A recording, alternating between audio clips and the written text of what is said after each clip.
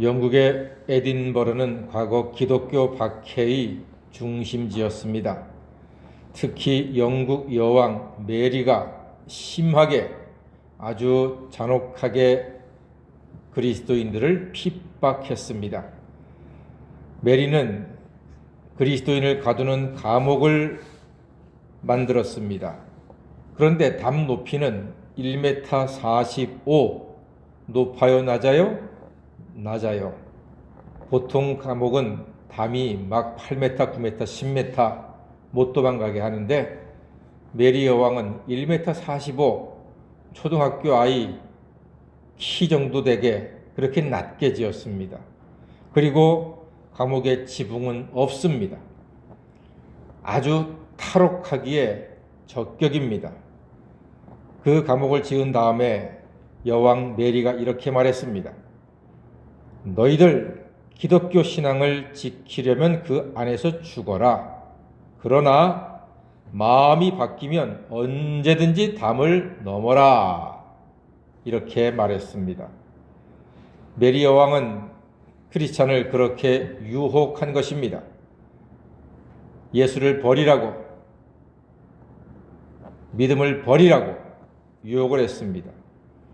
여왕의 이름은 메리이지만 하는 짓은 노메리, 마귀짓을 했습니다. 그때 많은 신실한 크리스찬들이 그 감옥에서 순교의 피를 기꺼이 흘리며 하나님께 영광을 돌렸습니다. 믿음을 지키는 것은 이처럼 고난을 감당하며 십자가를 지는 길입니다. 믿음 지키는 일은 결코 만만한 일은 아닙니다. 우리가 모두 감옥에서 순교하는 것은 아니지만 마귀는 오늘날도 거룩과 세속의 벽을 낮게 해서 언제든지 그 담을 뛰어넘어 거룩을 버리고 하나님을 버리고 말씀을 버리고 세상 속으로, 죄악 속으로 들어가도록 유혹을 하고 있다는 사실을 기억하셔야 합니다.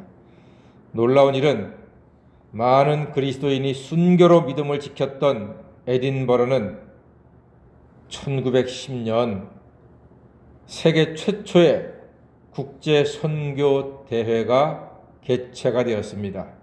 정말 놀라운 일이었습니다.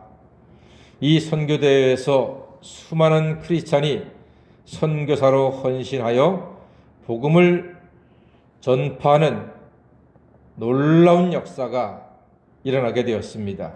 특히 에딘버러는 우리 장로교가 처음으로 시작된 곳이기도 합니다. 성도들의 인내와 피와 땀과 눈물과 기도와 헌신과 굴하지 않고 드렸던 예배는 소멸되지 않습니다.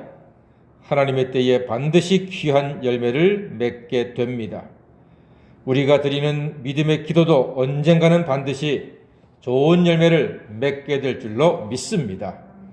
우리가 힘들게 신앙생활해도 당장 눈앞에 큰 열매가 보이지 않아도 우리 가정과 가문에 큰 변화가 당장에 보이지 않는다 할지라도 우리의 기도는 결코 땅에 떨어져 썩어지는 씨앗이 아니라 하나님께서 때가 되면은 그 기도의 씨앗이 열매를 맺어서 우리 가문이 번성하고 하나님이 영광 받으시고 아름다운 열매를 거두는 기적 같은 일들이 장차 나타나게 될 줄로 믿습니다.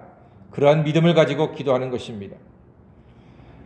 다니엘이 환상으로 보게 된 세상 역사는 피와 전쟁과 탐욕으로 괴로움을 주고 있습니다.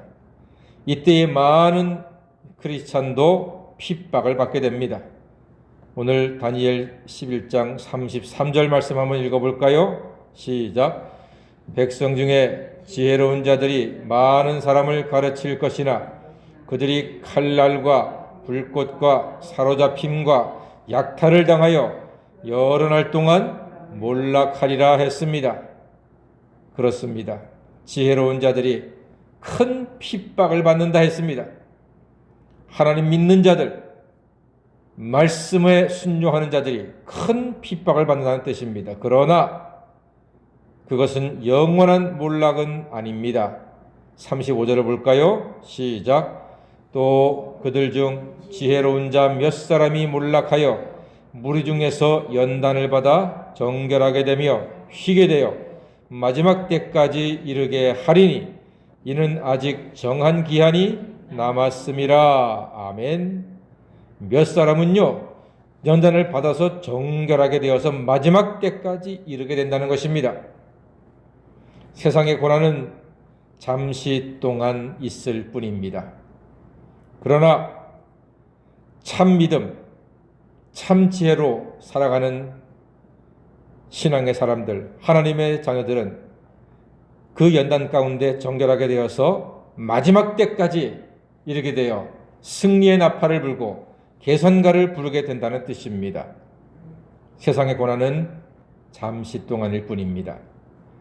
하나님의 정한 때에 고난 중 인내한 성도는 일어서고 회복하게 될 것입니다. 사랑하는 성도 여러분, 영원한 고난은 없습니다. 영원한 평안만이 예수 그리스도 안에서 존재합니다.